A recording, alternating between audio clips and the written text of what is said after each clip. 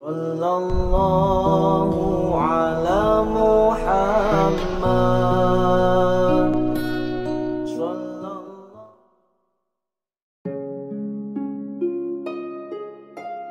Jadi para sufi punya asumsi dalam diri kita ada dua aspek.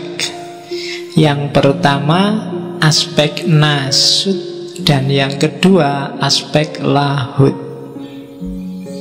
Nasut itu kemanusiaan, lahud itu ketuhanan.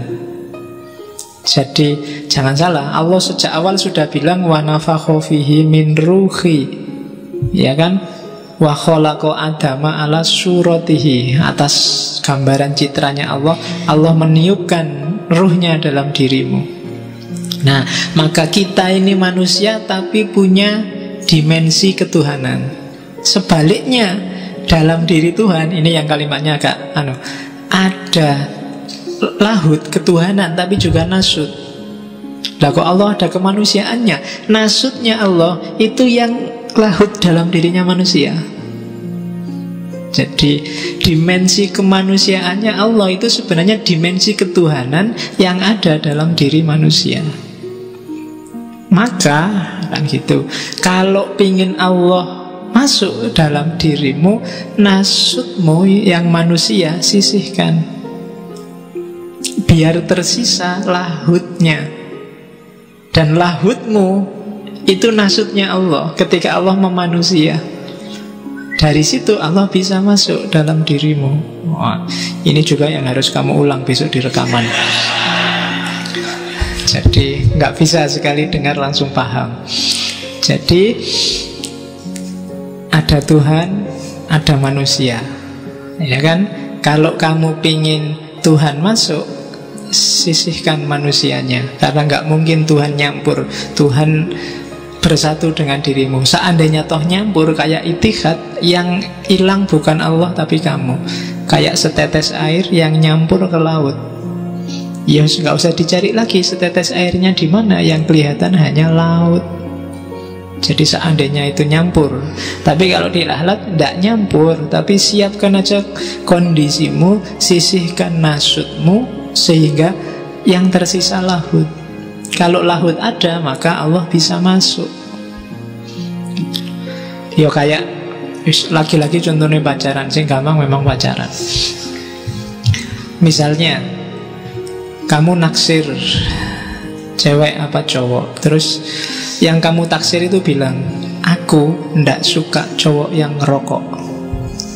Nah kan, maka demi agar cewek itu bisa masuk dalam hidupmu, syaratnya apa? Buanglah rokokmu. Ya kan, begitu kamu nggak ngerokok, dia bisa masuk. Selama kamu masih ngerokok, ya dia ndak akan masuk dalam hidupmu. Syarat-syaratnya ndak cukup. Allah juga begitu. Allah tidak akan datang dalam hidupmu kalau jiwamu dikuasai nasut. Kalau komputer itu namanya tidak kompatibel. Bikin dirimu kompatibel sama Allah, biar Allah bisa masuk. Kalau programmu program manusia, ya Tuhan nggak bisa masuk. Programmu harus program Tuhan, biar Allah bisa masuk. Jadikan dirimu siap untuk Tuhan masuk dalam dirimu. Nah itu nasut dan lahud. Bukan berarti terus dirimu membuang kemanusiaannya, enggak. Sisihkan dulu, jangan dikuasai oleh yang nasut, tapi penguasanya harus yang lahud, yang Tuhan. Biarkan kehendakmu adalah kehendaknya Allah, ucapanmu adalah ucapannya Allah, perbuatanmu adalah perbuatannya Allah. Itu berarti dirimu kompatibel sama lahud. Dari situ Allah akan datang padamu. Nah, kalau sudah bisa kayak gini, jadi wali kalian ya, wali itu kan semacam itu. Kalau di Al-Quran cirinya wali itu la khaufun alaihim walahum yahzanun. Selama di hatimu masih ada takut, Apapun jenis ketakutan itu. Takut besok kerja apa, takut besok ujian bisa ngerjain apa enggak, takut kapan ya lulus kuliah ini, takut kok ra entuk pacar, jangan-jangan enggak laku. Takut. Kalau masih banyak ketakutan berarti makomu belum wali. Nah ya. Jadi wali itu dia tidak punya takut apa-apa. Itu ciri paling gampang. Kalau masih takut kalah, masih takut partaimu jatuh, masih takut organisasimu kacau, masih banyak, masih enggak. Jadi sudah nggak takut. Orang yang nggak takut apa-apa itu sebenarnya cirinya cuma satu. Orang yang percaya 100% pada Allah. Selama masih ada takut di hatimu, itu sebenarnya kamu masih belum 100% percaya pada Allah. Mbok anggap kamu apa yang merancang hidupmu, kan gitu. Kan harusnya Allah. Sama nanti kalau kamu jadi guru, jadi dosen, jadi pendidik, bahkan jadi orang tua, jangan kecewa, jangan marah kalau anak didikmu atau anak kandungmu ndak manut sama nasihatmu. Kenapa? Tugasmu ya hanya nasihatin. Yang bikin manut dan tidak manut kan Allah. Kalau kamu merasa bisa mengubah manusia, bisa bikin orang manut, itu namanya kamu merasa tinggi, merasa sombong. Jadi itu ajaran agak susah ini. Jadi kalau ada mahasiswa nakal, muridmu nakal, ya kamu tidak usah marah-marah, tidak usah kecewa. Justru dari situ akuilah bahwa oh iya ternyata aku itu manusia biasa.